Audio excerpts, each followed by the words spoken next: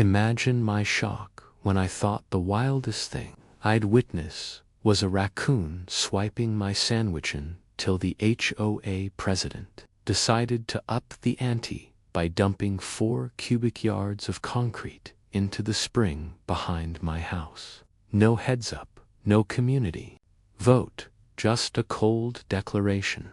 This area no longer meets community standards. She dubbed it beautification, but to me it screamed what happens when a clipboard-wielding dictator tramples over common sense. Little did she know, and boy, should she have checked, that her bold move would unleash a chain of events no one in our neighborhood will ever forget. You're not going to believe what unfolded next. Ever had an HOA pull a stunt so outrageous it defies logic? Drop it in the comments, especially if it involves cement and a terrible idea. I'd inherited this log cabin from my grandfather just 6 months ago, and I was still wrapping my head around the fact that this tranquil Minnesota nook was now mine. Grandpa Carter, an environmental engineer with a soft spot for nature, called that spring his little piece of heaven. It wasn't just a water source, it was the ecological heartbeat of Pine Lake, surrounded by native wildflower gardens, the soothing trickle of clear, cold water, and generations who'd grown up alongside it. As an environmental engineer myself, I cherished both its beauty and its vital role, knowing some treasures can't be improved by corporate meddling. Pine Lake was unique. 15 families, 3 generations, living as one around a pristine lake. We shared boats, fire pits, yard work, and family recipes. Kids grew up together while elders taught us the art of savoring life's simple joys. This wasn't just a residential development, it was a community built on shared amenities that fostered real connections, feeling like a step back to a slower, warmer era. Simpler times when neighbors actually cared about each other's well-being, and children learned about nature through authentic outdoor experiences. That peaceful dynamic changed the morning Melinda Price arrived in her black luxury SUV. She stepped out in high heels that immediately sank into our soft earth, a tailored blazer rigid against the pine forest backdrop. She looked like a CEO lost at a camping trip, and frankly, that's exactly what she was, someone who'd come to change everything. Before I could even introduce myself, she was walking around my property with a clipboard, taking photos and making notes like she was conducting some kind of corporate audit. "I'm Melinda Price, your new HOA president," she announced without the slightest warmth, "and I need to discuss some serious concerns about your landscaping choices." She gestured dismissively toward my grandfather's wildflower garden, as if decades of careful cultivation were nothing more than weeds that needed corporate correction. This uncontrolled vegetation is affecting neighborhood standards, and frankly, it's creating liability issues that could impact all our property values. I tried to explain that the wildflowers were native species, carefully chosen to support local wildlife and complement the natural spring, but Melinda wasn't interested in ecological explanations. Her corporate vision was already transforming our neighborhood, in her mind eliminating what she saw as primitive elements that prevented Pine Lake from reaching its full potential. When I mentioned that most neighbors seem to love the natural character of our area, he smiled, the kind of smile that doesn't reach your eyes, the expression of someone who'd already made decisions without consulting the people who actually lived here. Harold Beck saved me from what was becoming an increasingly tense conversation by walking over from his cabin next door. moving with the easy confidence of someone who'd been part of this neighborhood for decades. At 42, Harold represented the best of Pine Lake third-generation cabin family, deeply knowledgeable about our local water systems and genuinely committed to preserving what made our community special. Morning, Grant, he said warmly, then nodded politely to Melinda. I see you've met our new neighbor. Harold had that weathered look of someone who spent serious time outdoors, and his handshake felt like shaking hands with a piece of Minnesota granite. As Melinda continued taking measurements around my spring, Harold's expression grew increasingly troubled, the kind of worry that comes from decades of reading weather patterns and knowing when storms are approaching. She's been documenting water sources at other properties, too, Harold murmured quietly after Melinda had moved beyond earshot. Whatever she's planning, your spring seemed central to it. There was a warning in his voice that made my stomach tighten, though I couldn't yet imagine how prophetic his words would prove to be. He'd been watching Melinda's systematic inspection of neighborhood natural features with the keen eye of someone who understood both community dynamics and ecological system.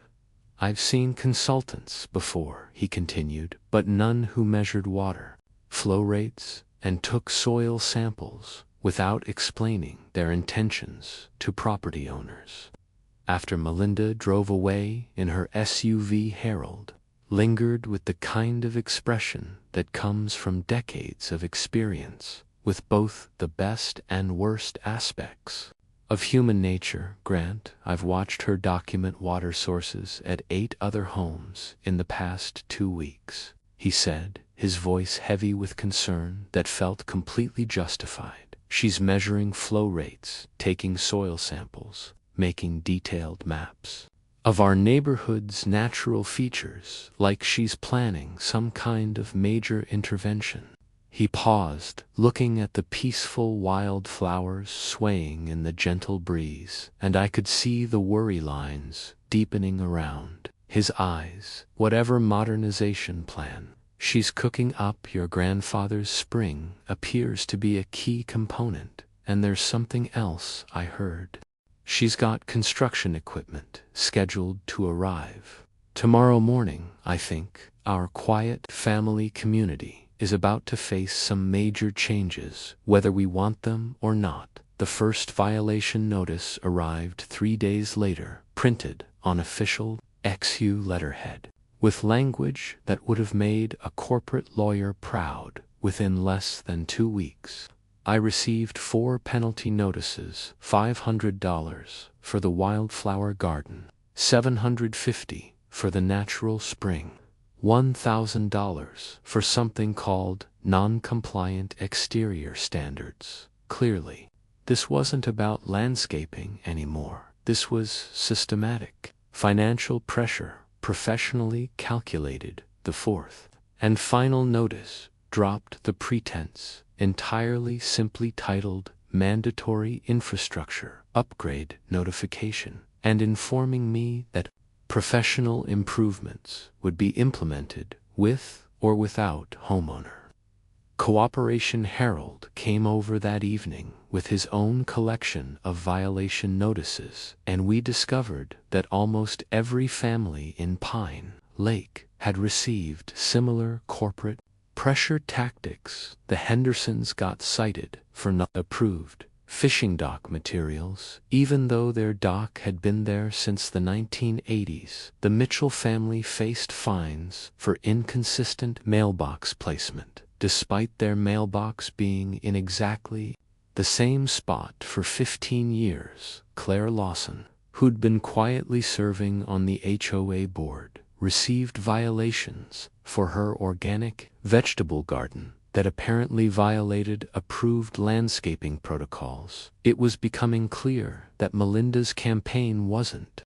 targeting specific problems, it was targeting anything that didn't fit her corporate vision of what our neighborhood should become. Creating financial stress designed to force compliance with demands nobody understood yet. The mandatory HOA meeting was scheduled for the following Thursday evening in the main lodge, a converted barn that had served as our community gathering place for decades. When I arrived, I found 12 families already seated on folding chairs, their faces showing the kind of stress that comes from receiving unexpected bills and unclear ultimatums. The lodge itself felt different, somehow less like a comfortable community space and more like a corporate boardroom, complete with a projection screen and professional presentation setup that definitely hadn't been there for previous neighborhood gatherings. Melinda stood at the front, wearing another perfectly tailored outfit that screamed expensive consultant, her laptop connected to a projector displaying the title slide: Pine Lake 2025 Luxury Family Neighborhood Destination. What followed was 45 minutes of the most tone-deaf presentation any of us had ever witnessed, as Melinda systematically dismantled everything that made our neighborhood special and replaced it with corporate speak about enhanced property values and modern family expectations. Replace natural water features with controlled fountains. Install uniform deck railings and approved color schemes. Eliminate wildflowers and native plants. Centralized water systems instead of individual spring sources. Safety, modern, controlled, but nothing authentic. Remaining, the community reaction was swift and divided in exactly the way Melinda had probably anticipated. Mrs. Henderson, a grandmother who'd been part of Pine Lake since the beginning, raised her hand with trembling fingers. But the children love exploring the natural springs, she said, her voice carrying decades of watching grandchildren discover the magic of clean water bubbling from rock. Those springs are where they learn about nature, where they understand how the earth provides for us. Melinda's response was delivered with the patience of someone explaining obvious facts to a confused child. Mrs. Henderson, I understand sentiment, but modern families expect controlled, predictable environments. Liability insurance simply doesn't cover the risks associated with unmanaged water features. Tom Mitchell, a father of 3 young children, tried a different approach. The natural features are exactly why we bought here. Our kids need authentic experiences with nature, not artificial substitutes. But Melinda had an answer for that too. Mr. Mitchell, children need safety, not surprises from nature. Harold's technical objection carried more weight because of his obvious expertise with local water systems. Natural springs provide the best water quality our families have ever experienced, he said, his voice carrying the authority of 3 generations of neighborhood knowledge. Controlled systems are expensive, require constant maintenance, and frankly, they're trying to fix something that isn't broken.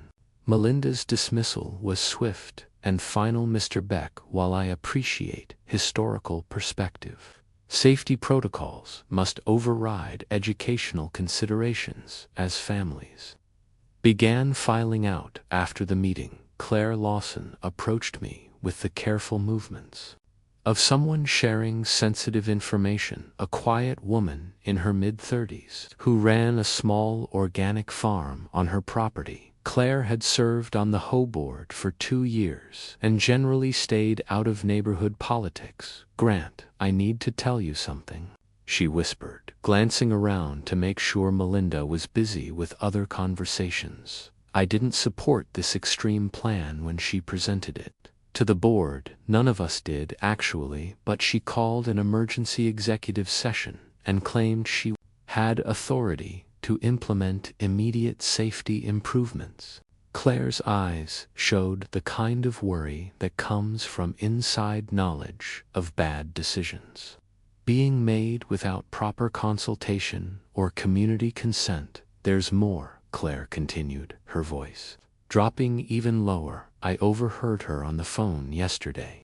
Construction equipment is scheduled to arrive at your property tomorrow morning at dawn. She's not waiting for the 30-day deadline or community approval. She's moving forward with immediate implementation of her modernization plan. The bottom dropped out of my stomach as I realized that while I'd been thinking about how to respond to her demands, Melinda had already moved past the negotiation phase entirely. This wasn't a community improvement discussion. This was corporate implementation of predetermined changes with or without neighborhood consent. The corporate takeover wasn't waiting for community consensus, and our quiet family traditions were about to face their biggest challenge in 50 years of peaceful coexistence. At 5:30 in the morning, the sound of heavy machinery shattered our peaceful dawn. A convoy of trucks invaded our backyard: excavators, concrete mixers, construction crews. The spring was being systematically covered with cold gray concrete flowers crushed under steel treads. Years of living heritage buried in just 1 hour. Melinda stood in the middle of it all, wearing a construction helmet and carrying her ever-present clipboard, directing the operation with the professional authority of someone who'd planned this military-style assault on 50 years of family heritage and neighborhood history.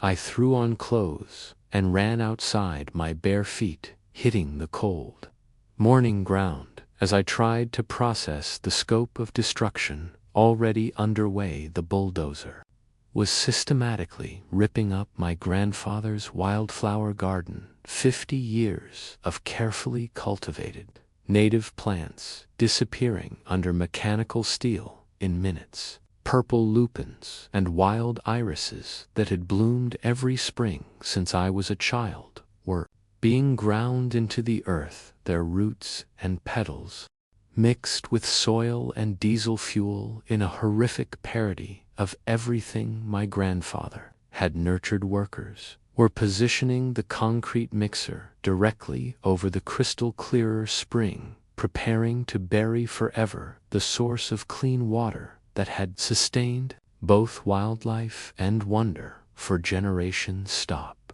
I shouted, running toward the spring with the desperate energy of someone watching their house burn down. This is my property. You can't do this without permission.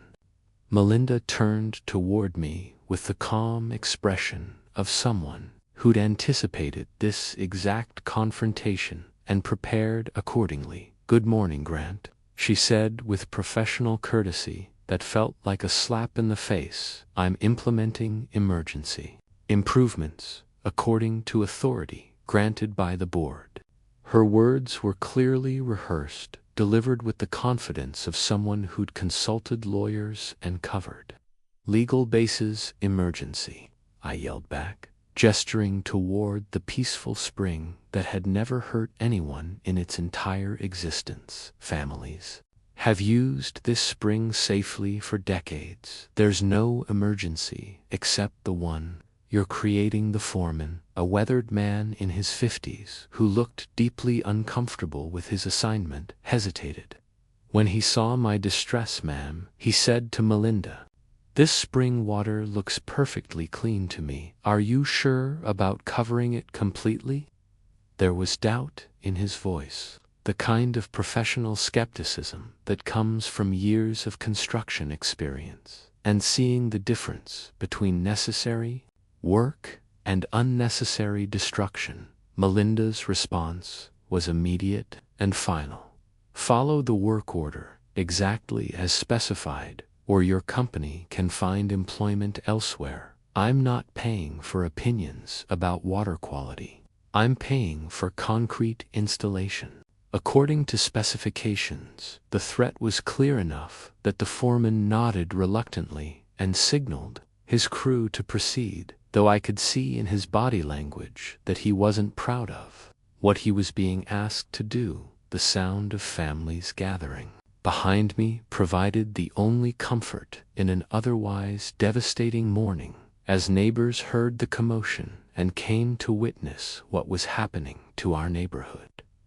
Harold arrived first, moving quickly despite his usual measured pace, his face showing the kind of anger that builds slowly but burns hot once ignited. Mrs. Henderson appeared still in her robe, her elderly frame shaking with outrage as she watched decades of community history being buried under industrial concrete. The Mitchell children stood wide-eyed and confused, unable to understand why adults were destroying the magical place where they'd learned to love nature and appreciate clean water. Tom Mitchell put protective arms around his kids while his wife began calling other neighbors, spreading word of the destruction and bringing more witnesses to what was starting to feel like a neighborhood funeral. Jesus Christ, what have you done? Harold's voice carried across the construction noise with the authority of someone who understood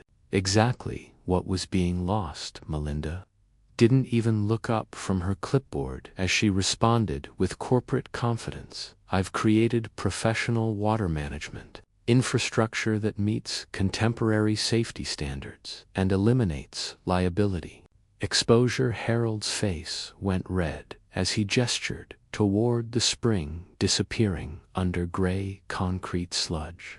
You just killed the heart of our valley. That spring has provided clean water for families, wildlife, and vegetation for longer than any of us have been alive. But Melinda's dismissal was swift and complete. Mr. Beck, emotional attachments to primitive systems don't override legal requirements for controlled infrastructure. Modern neighborhoods require modern solutions. Within 2 hours, the crystal clearer spring that had bubbled peacefully from granite rocks for countless years was completely buried under 4 cubic yards of concrete, its voice silenced forever and its life-giving water trapped beneath an industrial tomb. The wildflower garden that had attracted butterflies, hummingbirds, and children's wonder was gone, replaced by scarred earth and the smell of diesel fuel. The natural creek that had carried spring water toward the lake was interrupted,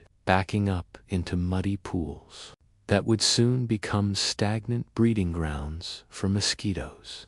Instead of the clear, flowing habitat that had supported fish and wildlife for decades, as the construction crew packed up their equipment and drove away, leaving behind a concrete scar where life and beauty had flourished. Harold's phone began buzzing with emergency calls from throughout the neighborhood. His face went pale as he answered call after call, each conversation adding another piece to a puzzle we were only beginning to understand. Grant, he said, his voice heavy with a terrible realization. 11 families are reporting complete water loss. The Hendersons' granddaughter needs clean water for her medication, and they've got nothing coming from their taps. He stared at the concrete tomb where my grandfather's spring used to flow freely, understanding dawning in his eyes like a horrible sunrise. I think we just discovered why that spring was so important to our neighborhood's survival. And Melinda's phone buzzed again with another emergency call. She may have created a humanitarian crisis that affects every family in Pine Lake. By evening, the scope of our neighborhood's water emergency had become devastatingly clear.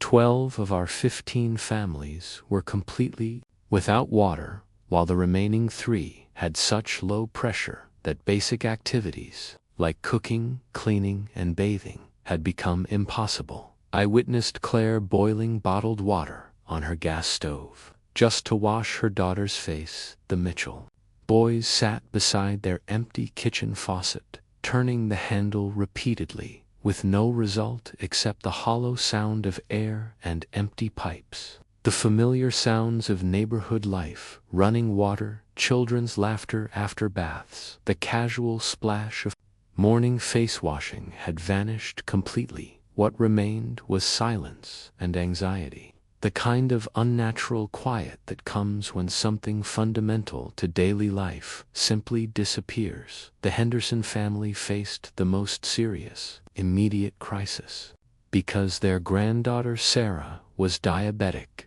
and needed clean water for her medication, but every household was struggling with the sudden reality of life without reliable water access. The Mitchell family couldn't prepare bottles for their infant son. Elderly Mrs. Chen couldn't take her essential medications without clean water, and the teenage Thompson kids watched their summer jobs at the local marina disappear because they couldn't maintain basic hygiene without running water. Tom Mitchell described the desperation of trying to bathe his toddler in bottled water, watching their grocery budget disappear into essential water purchases that should have been free from their own well. The cost and inconvenience made normal family life impossible, turning simple daily routines into expensive, time-consuming orals.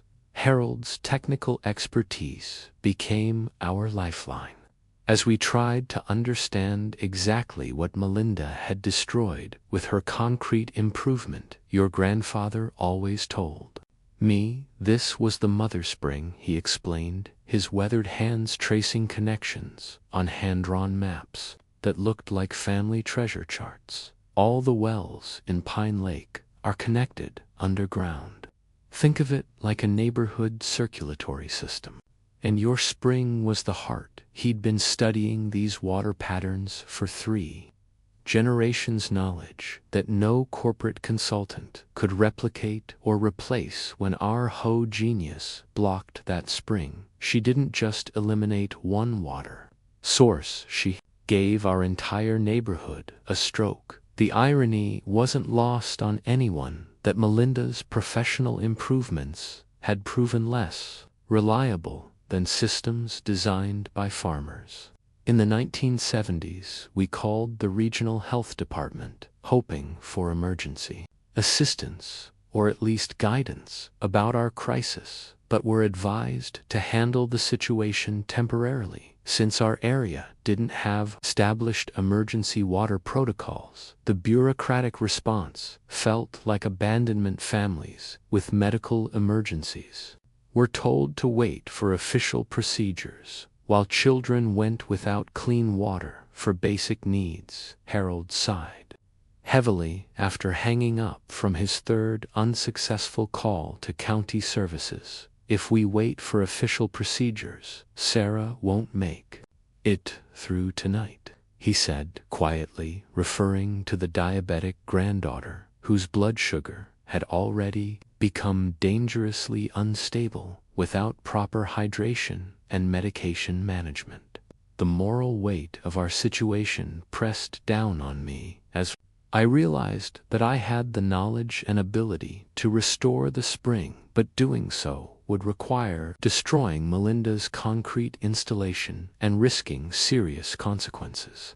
The technical solution was straightforward: carefully remove the concrete to restore natural water flow, but the personal and legal implications were enormous. Harold supported immediate action, arguing that community survival trumped property law concerns, and several neighbors offered to help with the physical labor required. Your grandfather would expect you to help your neighbors, Harold said quietly, his voice carrying the wisdom of 3 generations of neighborhood knowledge. We restore that spring or families start abandoning their homes permanently. It's that simple. The decision to act came when little Sarah Henderson's blood sugar spiked during the night, and her parents faced a medical emergency. Without clean water, that's when neighborhood diplomacy ended, and neighborhood survival began. At 2 o'clock in the morning, 6 fathers gathered in my backyard with enough hardware store weaponry to make concrete. Surrender sledgehammers, pickaxes, shovels, and the kind of determination that comes from watching your children suffer unnecessarily. If Melinda wanted to play corporate hardball with our family's health, Harold muttered, hefting a 20 lb sledgehammer, she picked the wrong neighborhood, and definitely the wrong fathers. We divided ourselves into shifts, some breaking concrete, others clearing debris, everyone taking turns standing watch. For any signs of trouble, we shared the work in perfect coordination, no one complaining, despite bleeding hands and aching backs. None of us were professional construction workers, but we had something more powerful than experience. We had desperation and determination. This wasn't just about restoring water supply. This was about saving each other, protecting our families, and proving that corporate consultants couldn't destroy what neighbors built together through decades of cooperation. Every concrete chunk we broke felt like a small victory against corporate arrogance. Every hour of back-breaking labor bringing us closer to the moment when clean water would flow freely once again through our neighborhood. The moment when water first broke through our makeshift channels felt like witnessing a resurrection, a silver stream, reflecting moonlight as it found its way around concrete barriers and began flowing freely once again by dawn. The spring was running clear and strong, feeding the underground system that brought life back to neighborhood wells throughout Pine Lake. Families emerged from their homes like survivors of a natural disaster, checking faucets and celebrating the return of something they'd never imagined losing. Children ran to the partially restored spring to splash their hands in clean water. Elderly residents filled containers with relief and gratitude, and parents experienced the profound joy of being able to care for their families properly once again. Our celebration was brief but genuine, lasting just long enough for the community to experience the relief of restored water before the consequences of our action became apparent. At 8 o'clock. Sharp Melinda arrived in her black SUV with a pastor eye. Never seen before, a man in a business suit, carrying a briefcase and wearing the expression of someone delivering bad news. Professionally, Grant Carter. Melinda announced with cold satisfaction, "You've destroyed community property valued at $18. Zero violated multiple HOA covenants and created legal liability that affects every family in this neighborhood." The man beside her introduced himself as her attorney and handed me official-looking documents that made my stomach clench with anxiety. "You're now subject to immediate financial penalties, potential civil action, and permanent restrictions on your property rights." The lawyer continued with the mechanical precision of someone who delivered similar ultimatums before. Harold's fury was obvious as he watched Melinda and her lawyer deliver their legal ultimatum, but his support provided the emotional anchor I needed to avoid complete despair. "This isn't over," he said quietly, as the legal delegation returned to their SUV. "That spring belongs to this neighborhood, not to Melinda's corporate ambitions. Your grandfather kept careful records of everything: property agreements, water rights, community arrangements. That might predate her authority." Claire Lawson approached cautiously after Melinda had driven away, carrying an envelope that she pressed into my hands with obvious nervousness.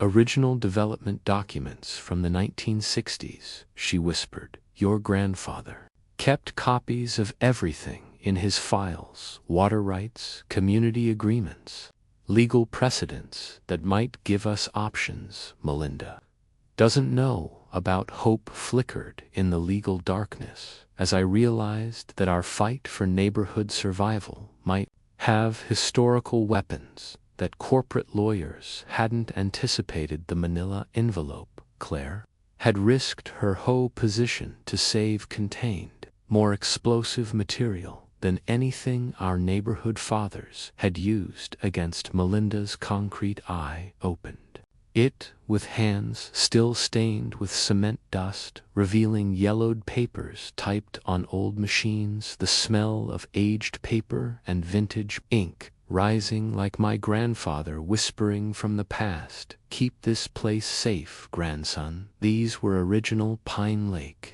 development documents that proved our community's water rights predated corporate interference by decades. My grandfather had been the neighborhood historian. Nobody knew we needed preserving contracts and correspondence that revealed how real families had legally protected shared resources from exactly the kind of corporate manipulation we were experiencing. The most devastating document was a community water compact from 1968, signed by every original Pine Lake family and establishing that natural spring sources shall remain accessible to all community families in perpetuity, with modification authority requiring unanimous consent.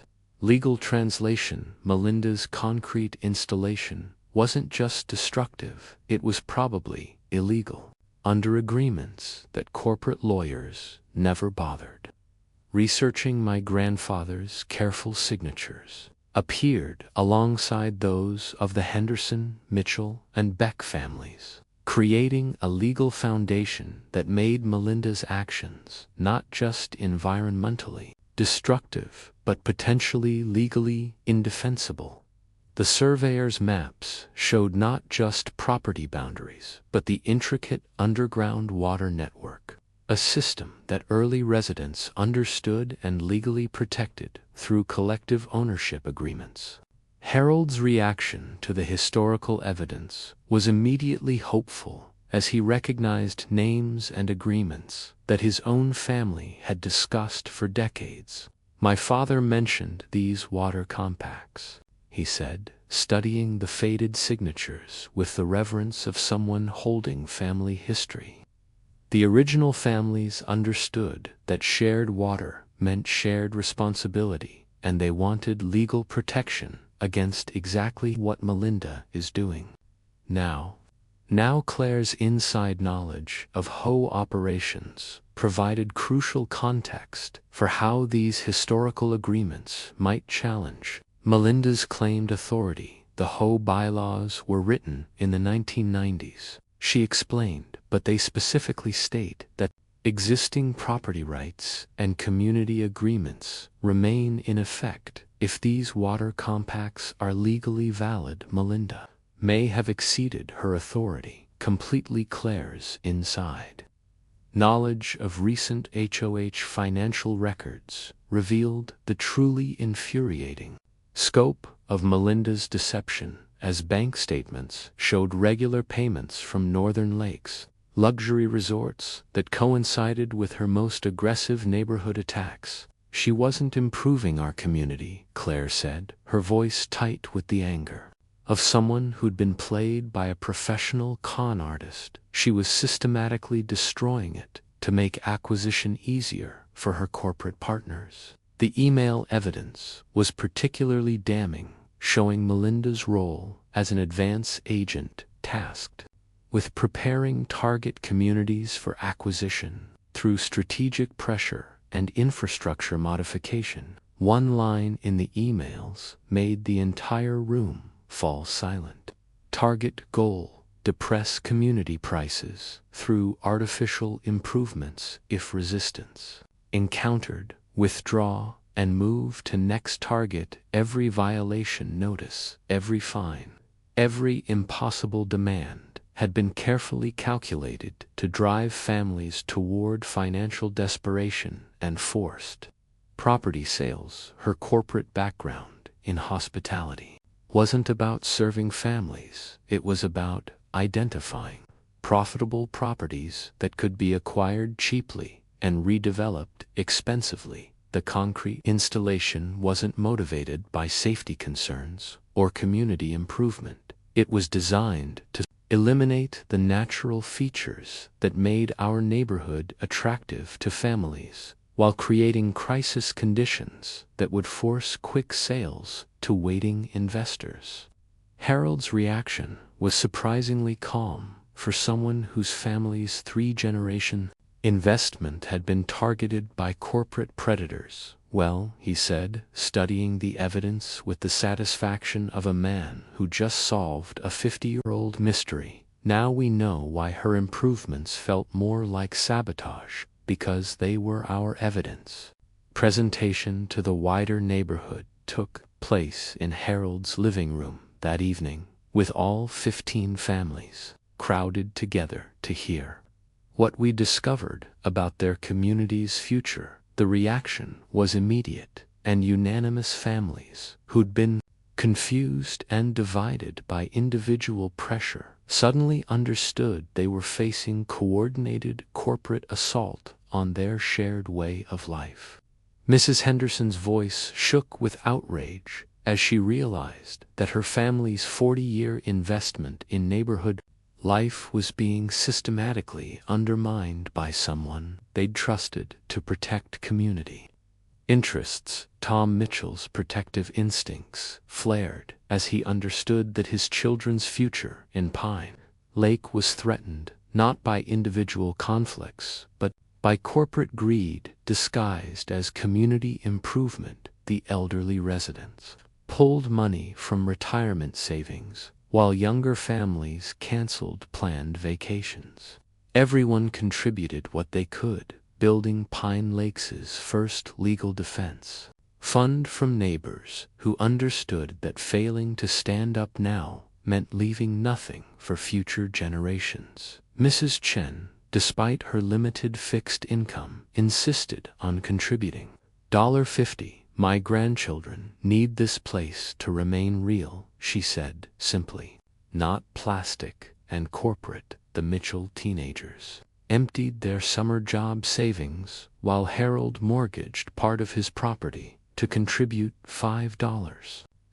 Tom Mitchell organized a neighborhood work schedule so families could cover each other's responsibilities. While some focused on legal preparation, the community vote was unanimous. Challenge Melinda's authority, using our historical water rights, and expose her corporate connections to protect our neighborhood from acquisition schemes. Families pledged $35,000 for legal representation and community defense money that represented significant sacrifice, but reflected absolute commitment to preserving what they had built together. Claire agreed to resign from the HOA board and provide insider testimony about Melinda's real agenda, risking personal retaliation to protect community survival. As we planned our response to corporate manipulation, I felt the strength that comes from families standing together against threats they finally understand clearly. But when we drove past Melinda's rental cabin after our community meeting, the dark windows and empty driveway told us that our corporate nemesis had apparently learned the first rule of successful scamming: always have an exit strategy. "Her Sue's gone," Claire observed, her voice carrying the mixture of relief and frustration that comes from discovering your enemy has fled rather than fought. All her personal belongings too, and I'm betting the HOA checkbook went with her. The timing was suspiciously perfect. While we'd been building evidence and planning legal challenges, Melinda had been watching our every move and preparing her corporate escape route. Harold's laugh was bitter, but somehow satisfied. "Classic consultant behavior," he said, shaking his head. "Create The problem, collect the fees, disappear before the consequences arrive. I bet she's got a dozen communities like ours in her corporate portfolio. The scope of Melinda's disappearance became clear over the next 24 hours as we discovered that her rental cabin had been professionally cleaned and abandoned with no forwarding address, disconnected phone numbers, and a luxury SUV that had simply vanished into the Minnesota countryside. What she left behind was a community that was exhausted, but not defeated, and a growing file of evidence that would follow her to whatever community dared to let her set foot in their neighborhood again. Harold's investigation of HOA financial accounts revealed that $45,000 in community development funds had been systematically withdrawn over the previous 2 weeks, with bank records showing corporate credit cards and suspicious transfers that looked more like embezzlement than legitimate neighborhood expenses. The evidence suggested careful planning rather than panic flight. Melinda had been preparing her escape route while simultaneously implementing her most destructive actions against our community. Claire's emergency check of HOA financial accounts confirmed our worst fears about Melinda's parting gift to Pine Lake. $45,000 in community development funds had vanished, along with their corporate guardian, leaving our neighborhood not just waterless but broke. She systematically withdrew everything over the past 2 weeks. Claire reported her banking background helping her trace the financial devastation: corporate credit cards, suspicious transfers, and enough cash withdrawals to fund her next corporate adventure. The scope of Melinda's planning became clear as we realized she'd been preparing her escape while simultaneously implementing her most destructive actions, creating maximum damage while ensuring minimal personal consequences. It was the kind of calculated corporate cruelty that made our victory feel incomplete. We'd saved our neighborhood, but our predator had simply moved on to hunt other families. Claire's deeper investigation into Melinda's background revealed a disturbing pattern of similar schemes in family resorts, communities throughout the upper Midwest, with HOA manipulation attempts in Wisconsin, Michigan, and Iowa that followed exactly the same corporate playbook we'd experienced in Pine Lake. Each operation involved the same systematic pressure tactics, the same claims about safety and modernization, and the same mysterious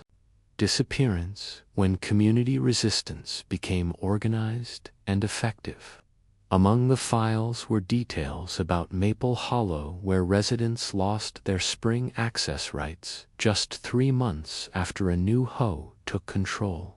The pattern was identical: pressure, crisis acquisition opportunity. Resort development companies had been using agents like Melinda to target authentic family communities, creating artificial crises that forced property sales and enabled corporate acquisition of valuable lakefront real estate at below-market prices. Our neighborhood families immediately began coordinating with family resort associations in other states, sharing information and warnings about corporate schemes designed to steal family heritage for commercial profit. The network effect was powerful and immediate, as families who'd been isolated and confused by individual pressure suddenly understood they were part of a regional pattern of corporate predation. Phone calls and emails spread throughout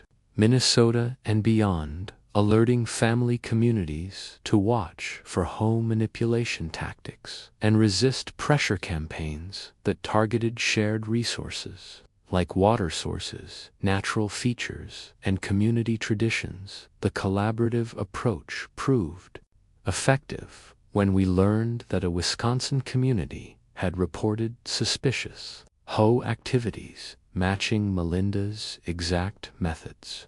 The search for Melinda took on urgency when we realized she possessed detailed information about vulnerable communities throughout the region, along with stolen funds that could finance additional operations against unsuspecting families. Harold's connections in the construction industry helped track equipment rentals and contractor payments, revealing a trail that led toward Minneapolis and suggested Melinda was heading toward corporate headquarters. Rather than simply fleeing the immediate area, Tom Mitchell's brother worked in airport security and helped monitor flights to corporate-friendly destinations, while CLA's banking background enabled her to track suspicious financial transactions that might reveal Melinda's location and intentions. The breakthrough came when the Wisconsin community reported that Melinda had been spotted at a luxury hotel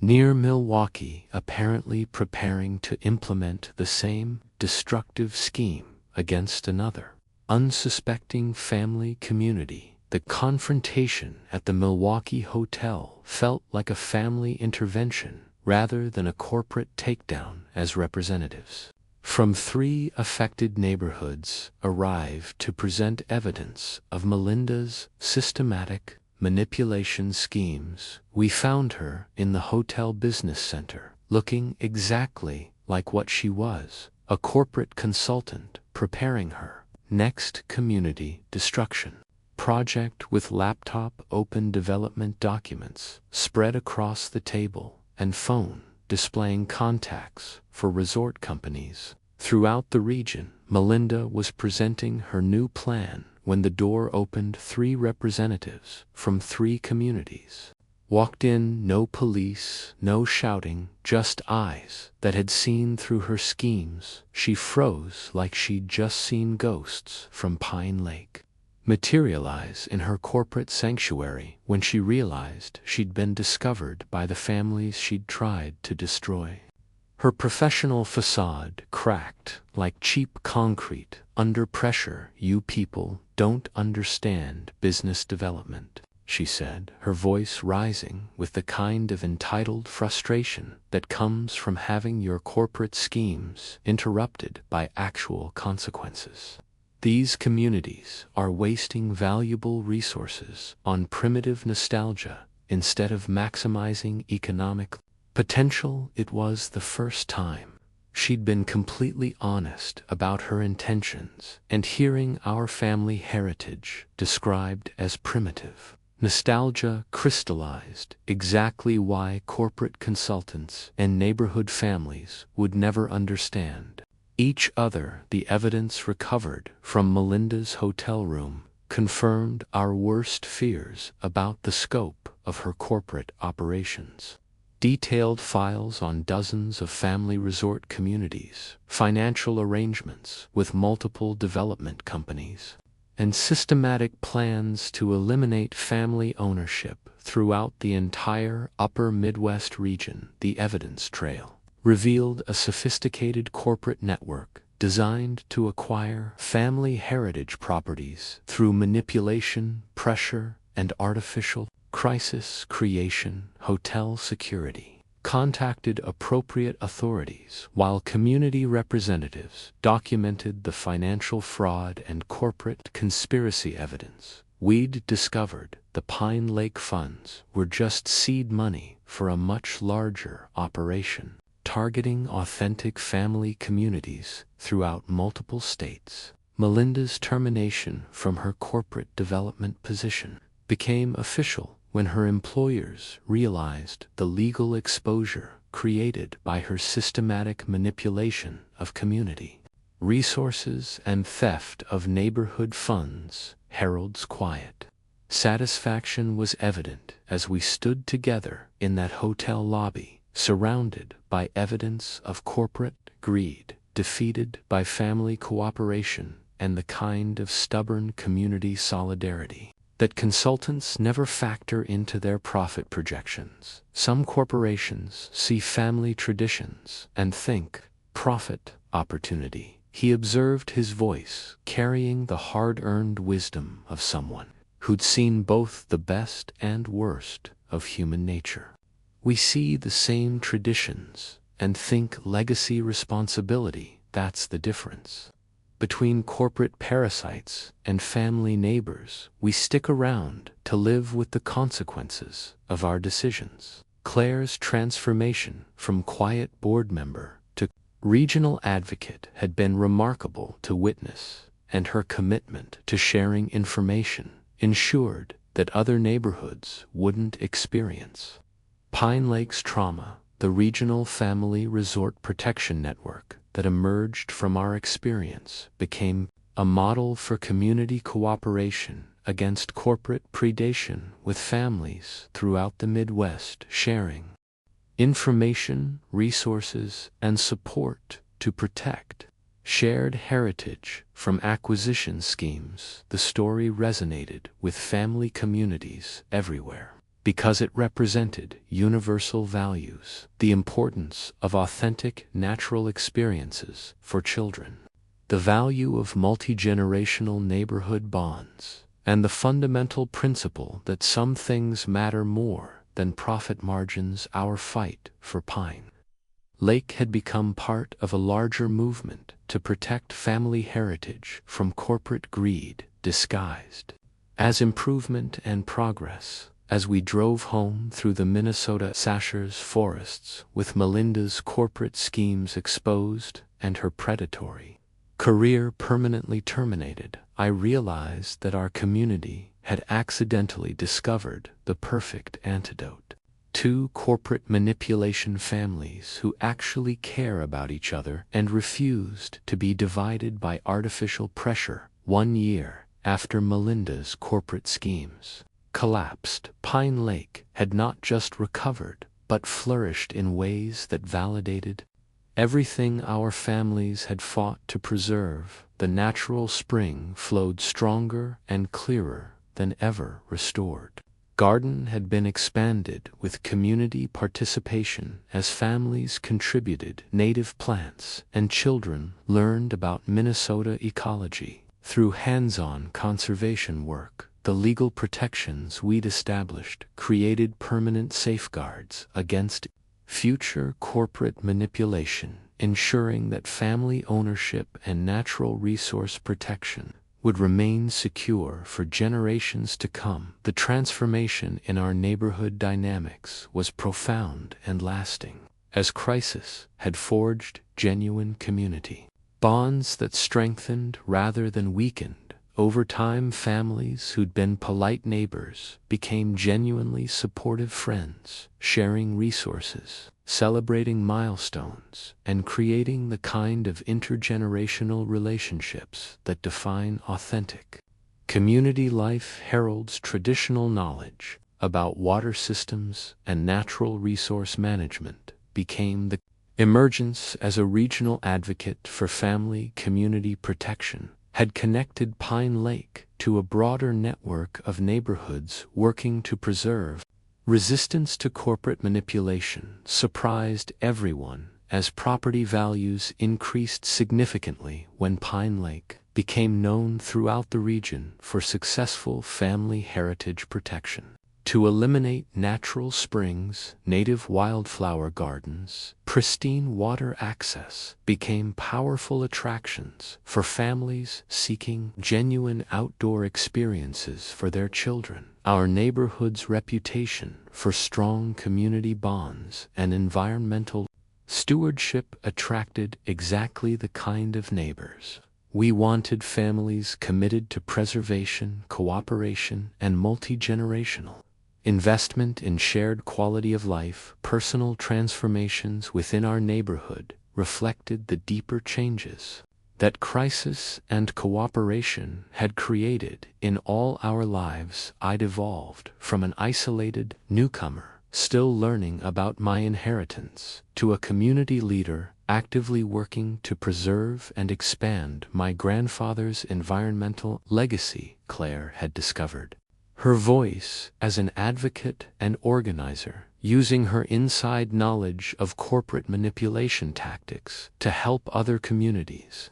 learned from his deep understanding of ecological systems and sustainable resource management practices. The regional family resort protection network that grew from our Pine Lake experience became a model for community organization throughout the upper Midwest, with families sharing information about corporate threats, legal strategies for heritage protection, and successful cooperation techniques. Our story could successfully resist corporate manipulation when they understood the threats clearly and worked together effectively. The documentation we'd preserved and the legal precedents we'd established provided tools that other neighborhoods used to protect their own family heritage from acquisition schemes and development pressure. State recognition of Pine Lake as an official family heritage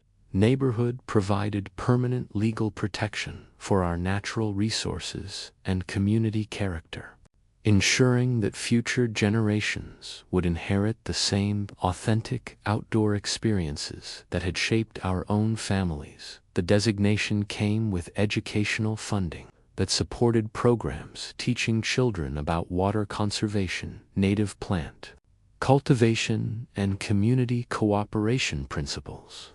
Our success had created a template that state agencies that Claire and I planned for the restored spring area became a celebration of everything our neighborhood had learned about love, commitment, and community resilience. We chose the location specifically to honor my grandfather's memory and demonstrate our commitment to preserving what he'd created for future generations. The guest list included not just Pine Lake families, but representatives from communities throughout the region who had been inspired by our successful resistance to corporate manipulation. Children from throughout the neighborhood participated as flower bearers, using native wildflowers from the expanded community garden that had replaced Melinda's concrete. Scar with Living Beauty, Harold's role as community elder and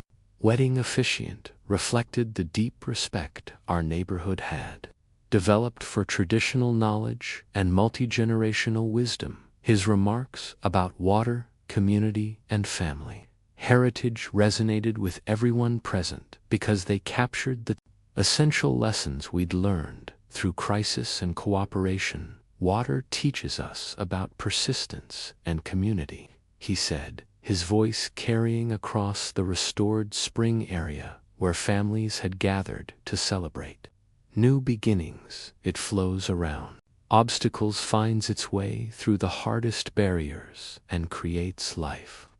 Wherever it travels, family, community works the same way, stronger when united, persistent when challenged, and always creating beauty wherever genuine love and commitment take root. The hand-carved wooden sign that our neighborhood installed beside the spring represented both victory and ongoing commitment to the values we defended together. Family Spring Protected Heritage Zone. Water belongs to family, community expressed our understanding that some resources transcend individual ownership and require collective stewardship. The sign was crafted by Tom Mitchell using wood from trees that finish as permanent reminders of the young lives we'd fought to protect and provide for. As evening settled over Pine Lake on our wedding day, with fireflies beginning to dance above the restored spring and extended families sharing dinner in the wildflower meadow, I reflected on the journey that had brought us all to this moment of celebration and security.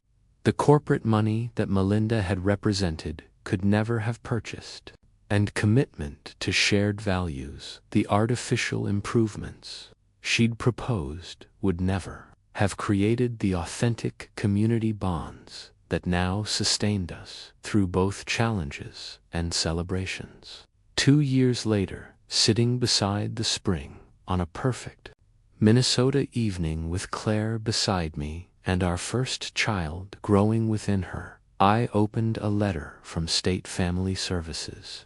To come above us, our hand-carved community sign caught the last rays of sunlight, its message as clear and permanent as the spring water flowing past our feet. The corporate newsletter, clipping pinned to our community bulletin board, served as a permanent reminder of what we'd overcome, showing Melinda's termination from her corporate development position with the headline, "Former Executive Learns Family Values Matter More Than Profit."